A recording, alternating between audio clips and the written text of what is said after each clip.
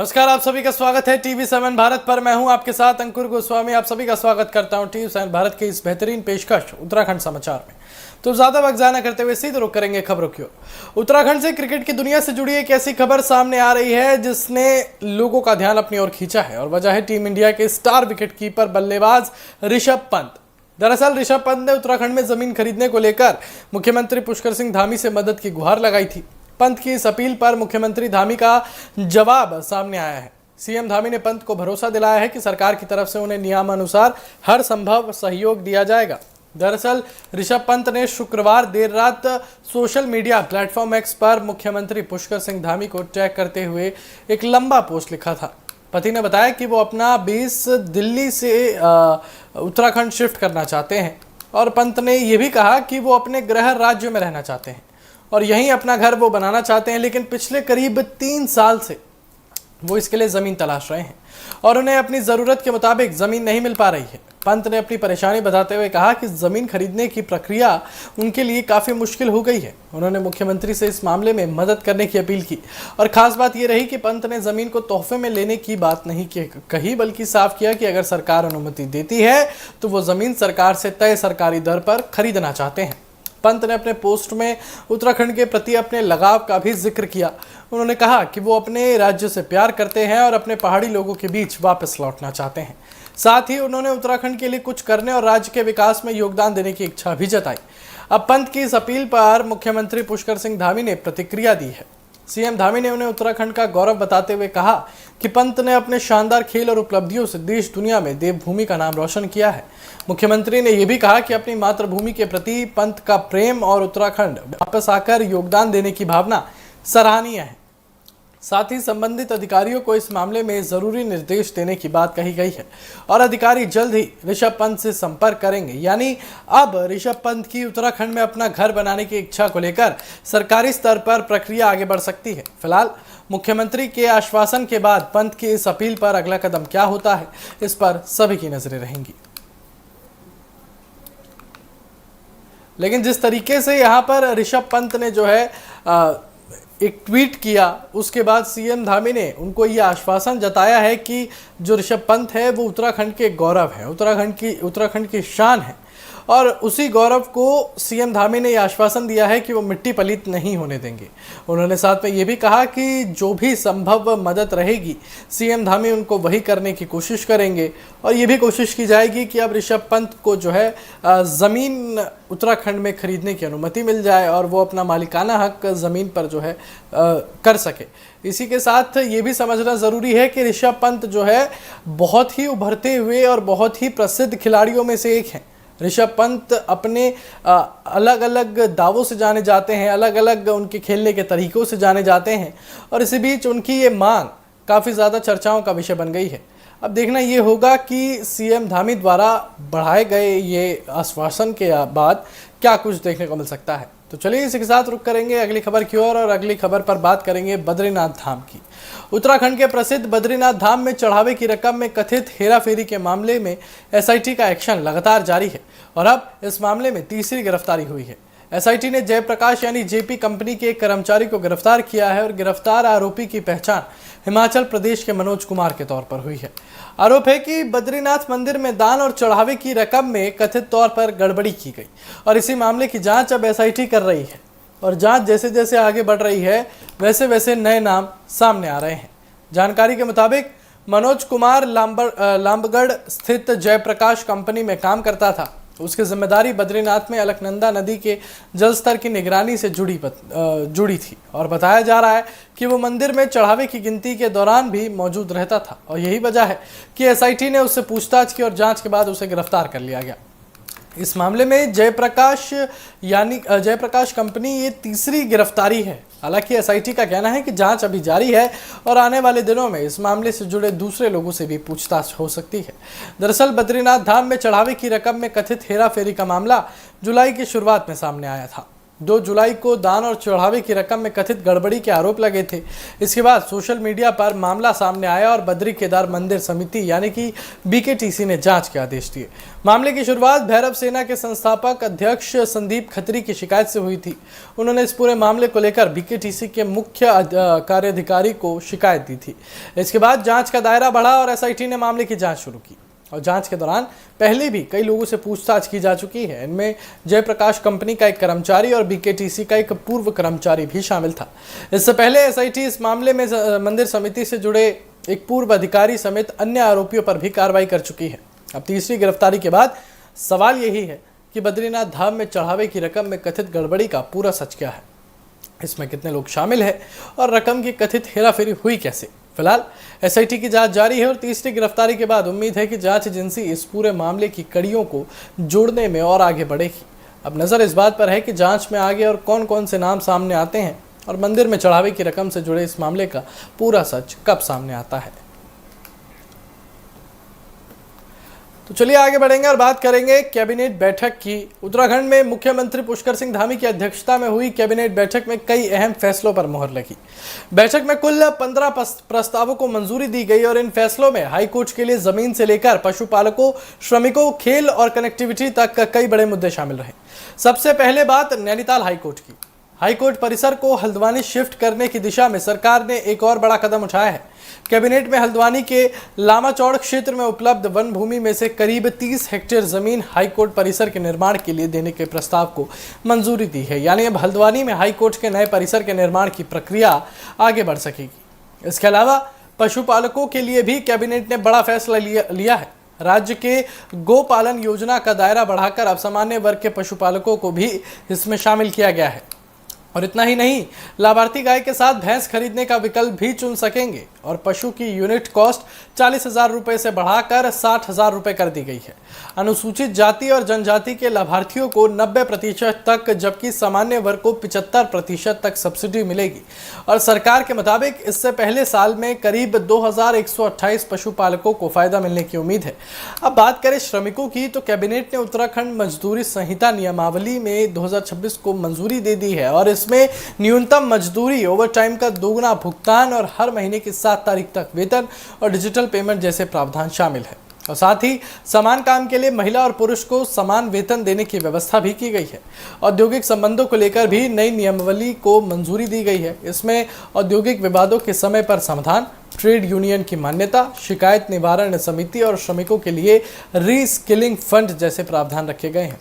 वहीं उत्तराखंड राज्य क्रीड़ा विश्वविद्यालय गोलापार के सुचारू संचालन के लिए 122 नियमित पदों को मंजूरी दी गई है। इससे राज्यों में खेल प्रतिभाओं को बेहतर सुविधाएं और अवसर मिलने की उम्मीद है। इसके अलावा इको टूरिज्म को बढ़ावा देने, ग्रामीण पेयजल योजनाओं को बेहतर तरीके से संचालित करने और GST कानून में जरूरी संशोधन जैसे फैसले भी लिए गए हैं। एक और महत्वपूर्ण फैसला गंगा एक्सप्रेसवे से जुड़ा है। उत्तर प्रदेश और उत्तराखंड सरकार के बीच गंगा एक्सप्रेसवे को मेरठ से हरिद्वार तक विस्तार देने के लिए समझौता ज्ञापन करने की मंजूरी दी गई है। यानी धामी कैबिनेट के इन फैसलों में विकास, रोजगार, श्रमिक हित, पशुपालन, खेल और कनेक्टिविटी सभी पर फोकस दिखाई दे रहा है। अब देखना होगा कि इन फैसलों को जमीन पर कितनी तेजी से लागू किया जाता है।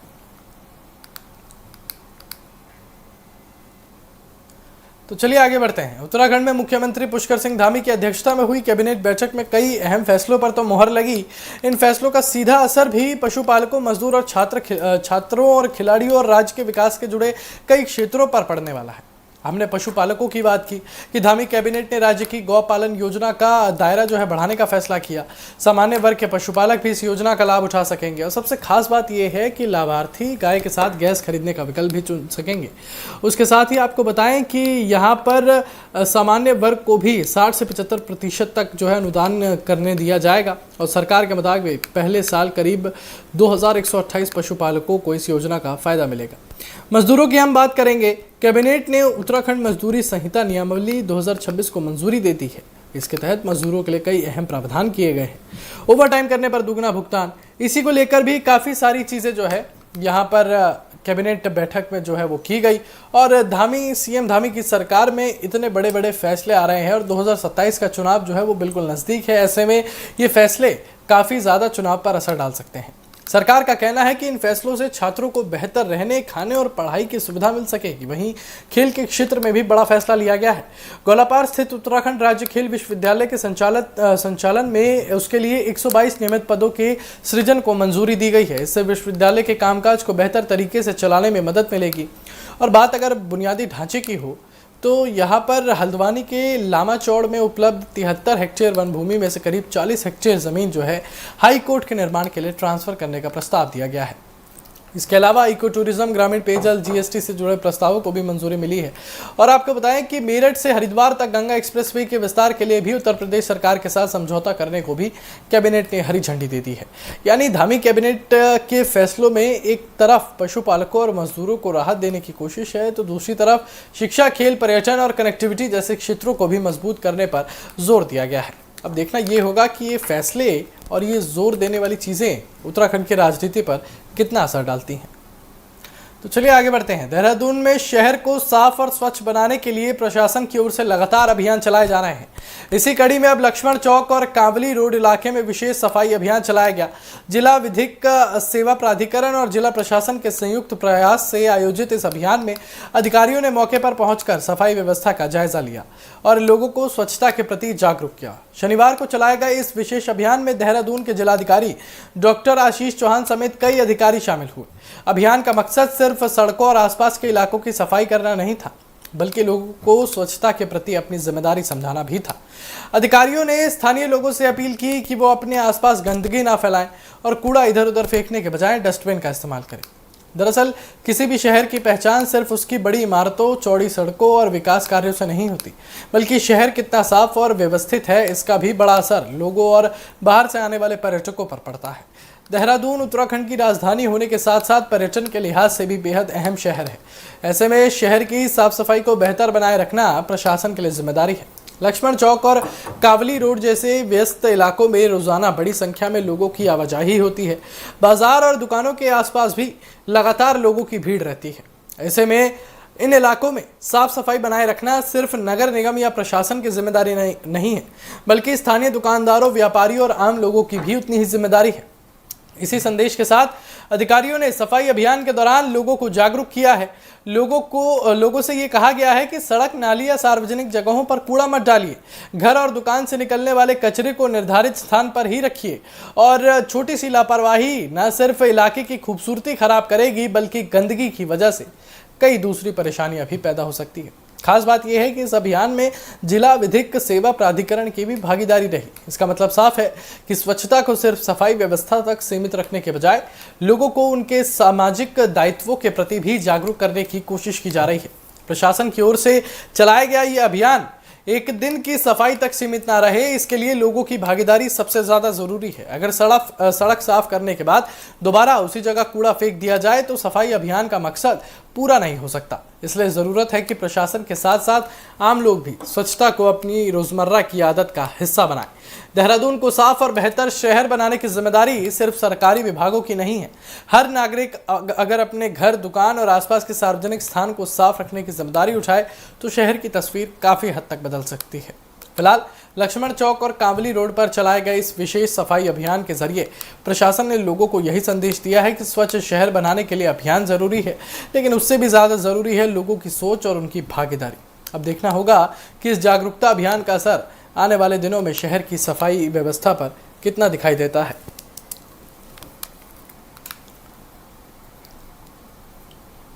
तो चलिए आगे बढ़ते हैं। उत्तराखंड के युवा एथलीट आशीष यादव ने अंतर्राष्ट्रीय स्तर पर देश और प्रदेश का नाम रोशन किया है। आशीष यादव ने वर्ल्ड U20 एथलेटिक्स चैंपियनशिप्स में शानदार प्रदर्शन करते हुए जैवलिन थ्रो में सिल्वर मेडल अपने नाम किया है। आशीष की इस उपलब्धि पर उत्तराखंड के मुख्यमंत्री पुष्कर सिंह धामी ने उन्हें बधाई दी और उनके उज्जवल भविष्य की शुभकामनाएं दी। दरअसल वर्ल्ड U20 एथलेटिक्स चैंपियनशिप्स में पुरुषों की जैवलिन थ्रो प्रतियोगिता में आशीष यादव ने 74.09 मीटर का शानदार थ्रो किया। उन्होंने अपना सबसे बेहतरीन प्रदर्शन तीसरे राउंड में दिया और इसी के दम पर सिल्वर मेडल हासिल किया। आशीष के इस प्रदर्शन ने एक बार फिर साबित किया कि भारतीय एथलेटिक्स में युवा खिलाड़ियों की नई पीढ़ी तेजी से आगे बढ़ रही है। इस मुकाबले में साउथ अफ्रीका के हेमंस ने 80.5 मीटर के थ्रो के साथ गोल्ड मेडल जीता, जबकि डोमिनिका के जेम्स ने 73.89 मीटर के थ्रो के साथ ब्रॉन्ज मेडल अपने नाम किया। यानी आशीष यादव ने सिर्फ 19 साल की उम्र में दुनिया के बेहतरीन युवा जेवलिन थ्रो खिलाड़ियों के बीच अपनी जगह बनाई है।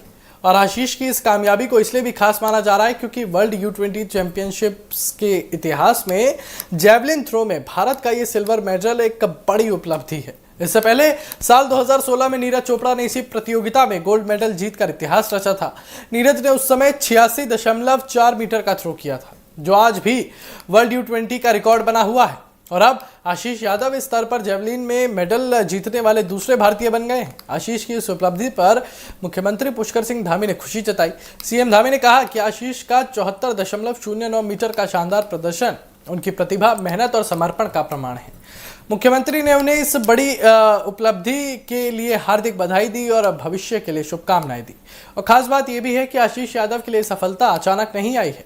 वो जूनियर स्तर पर लगातार अच्छा प्रदर्शन करते रहे हैं और इसी साल एशियन U20 एथलेटिक्स चैंपियंस में भी भारतीय टीम का हिस्सा रहे थे। उस प्रतियोगिता के लिए चुनी गई भारतीय टीम में आशीष का नाम जेवलिन थ्रो के लिए शामिल था। वर्ल्ड U20 चैंपियंस में भारत की ओर से टी धरणीधरन ने भी पुरुषों की जेवलिन स्पर्धा में हिस्सा लिया और 72.35 मीटर के अपने सर्वश्रेष्ठ थ्रो के साथ छठे स्थान पर रहे। यानी इस प्रतियोगिता में भारतीय जेवलिन के 2 युवा खिलाड़ियों ने फाइनल में अपनी मौजूदगी दर्ज कराई। आशीष यादव की इस कामयाबी को भारतीय एथलेटिक्स के भविष्य के लिए भी बड़ी उम्मीद के तौर पर देखा जा रहा है। खासकर जेवलिन थ्रो में नीरज चोपड़ा के बाद जिस तरह युवा खिलाड़ी सामने आ रहे हैं, उससे भारत की इस खेल में मजबूत होती तस्वीर दिखाई देती है। फिलहाल आशीष यादव की इस शानदार उपलब्धि पर पूरे उत्तराखंड में खुशी का माहौल है। मुख्यमंत्री धामी की बधाई के बाद अब उम्मीद यही है कि आशीष आने वाले वर्षों में सीनियर स्तर पर भी देश के लिए बड़े मुकाबलों में पदक जीते और जेवलिन थ्रो में भारत की सफलता की कहानी को आगे बढ़ाएं। तो चलिए इसी के साथ आगे बढ़ेंगे और बात करेंगे उत्तराखंड के मौसम की। उत्तराखंड में मानसून एक बार फिर अपना असर दिखा रहा है। पहाड़ से लेकर मैदानी इलाकों तक लगातार बारिश के बीच मौसम विभाग ने अगले 2 दिनों के लिए भारी से बहुत भारी बारिश का अलर्ट जारी किया है। खास तौर पर 9 और 10 अगस्त को प्रदेश के कई जिलों में ऑरेंज अलर्ट है। देहरादून, बागेश्वर, नैनीताल, चंपावत और अल्मोड़ा में भारी बारिश की आशंका जताई गई है। वहीं कई दूसरे जिलों में भी तेज बारिश का दौर जारी रहने का अनुमान है। भारी बारिश के बीच सबसे बड़ी परेशानी सड़क कनेक्टिविटी को लेकर सामने आ रही है। राज्य में 120 से ज्यादा सड़कें अभी भी बंद है। कई जगहों पर मलबा, पत्थर और भूस्खलन के कारण रास्ते बंद पड़े हैं।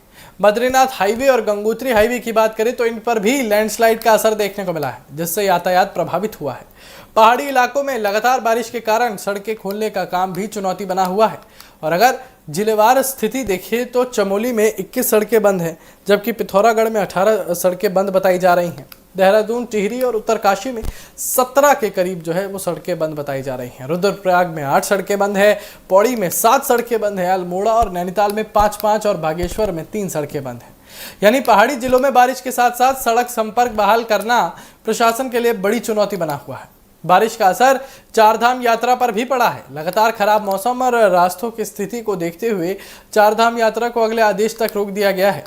ऐसे में जो श्रद्धालु उत्तराखंड की यात्रा का प्लान बना रहे हैं, उन्हें मौसम और प्रशासन की एडवाइजरी को ध्यान में रखकर ही आगे बढ़ने की सलाह दी जा रही है। दरअसल उत्तराखंड में मानसून के दौरान पहाड़ी क्षेत्रों में भूस्खलन और सड़क टूटने का खतरा लगातार बना रहता है। बारिश के कारण पहाड़ों से मलबा सड़क पर आ जाता है और कई बार यातायात पूरी तरह रुक जाता है। नदी और नालों का जलस्तर बढ़ने से भी निचले इलाकों में खतरा बढ़ जाता है। और हाल के दिनों में अलकनंदा और मंदाकिनी जैसी नदियों के जलस्तर में भी तेजी से बढ़ोतरी दर्ज की गई है, जिसके चलते नदी किनारे रहने वाले लोगों को सतर्क रहने की जरूरत है।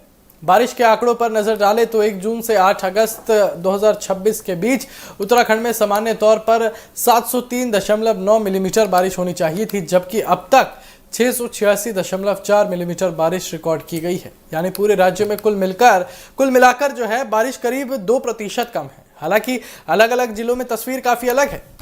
बागेश्वर में सामान्य से 136% ज्यादा बारिश दर्ज की गई है, जबकि पौड़ी में सामान्य से 38 48% जो है 38 से 48% कम बारिश हुई है।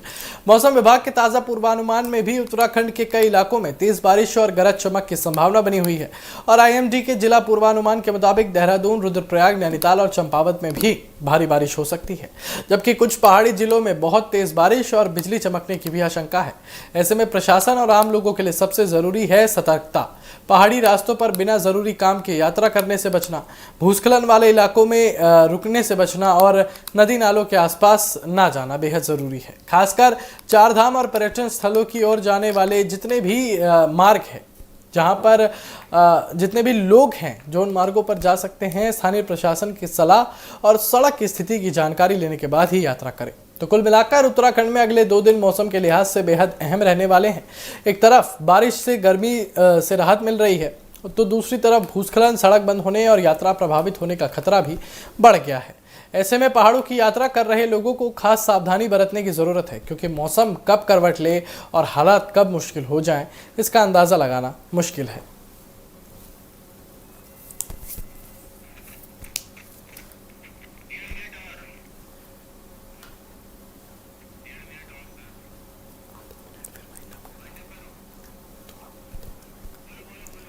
मैं कह रहा हूँ थोड़ा बोल लेता हूँ फिर भाई।